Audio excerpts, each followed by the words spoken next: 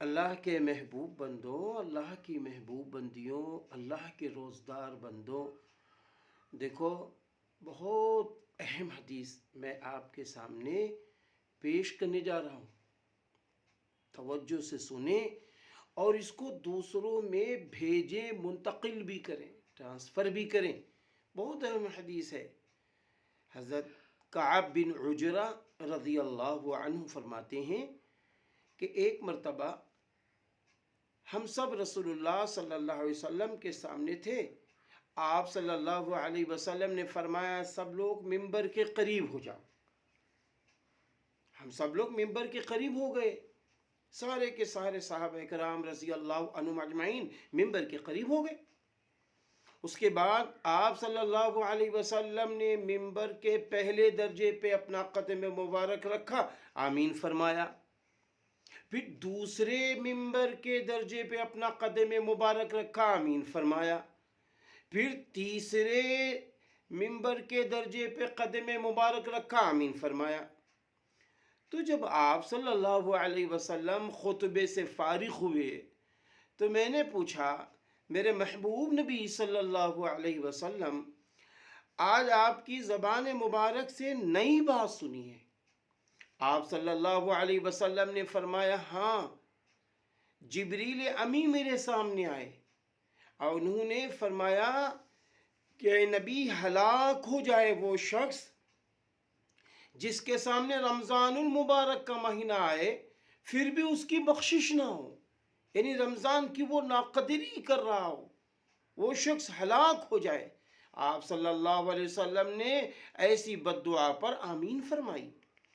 پھر دوسرے جب ممبر کے درجے پہ اپنا قدم رکھا تو آپ صلی اللہ علیہ وسلم نے فرمایا کہ جبریل امی نے مجھ سے کہا کہ نبی، ہلاک ہو جائے وہ شخص جس کے سامنے آپ صلی اللہ علیہ وسلم کا نام مبارک لیا جائے، آپ کا ذکر خیر کیا جائے، وہ آپ پر درود شریف نہ بھیجے، درود نہ پڑھے۔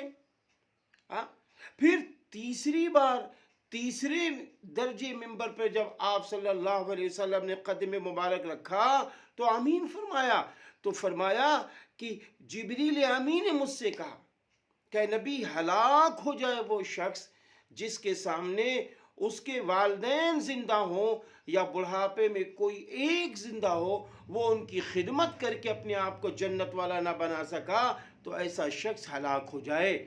اس لیے پیارے مسلمانوں، حضرت جبریل علیہ السلام کی بد دعا ہی کیا کم ہے، پھر آپ صلی اللہ علیہ وسلم تینوں بد دعاؤں پر آمین فرما رہے ہیں۔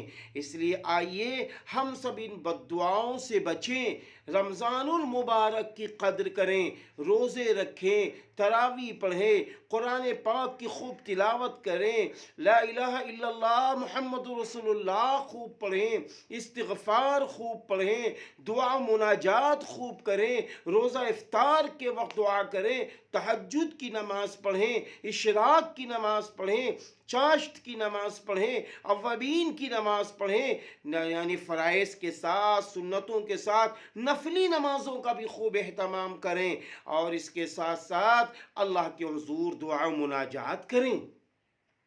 دوسری بات یہ ہے کہ جب آپ صلی اللہ علیہ وسلم کا نام مبارک لیا جائے تو درود شریف پڑھا جائے، اللہم صلی علی محمد وعلی آل محمد کما صلیت علی ابراہیم وعلی آل ابراہیم انک حمید مجید، یہ پڑھ لیں، اور اس کے بعد جب کئی بار نام لیا جائے صلی اللہ علیہ وسلم پڑھا جائے۔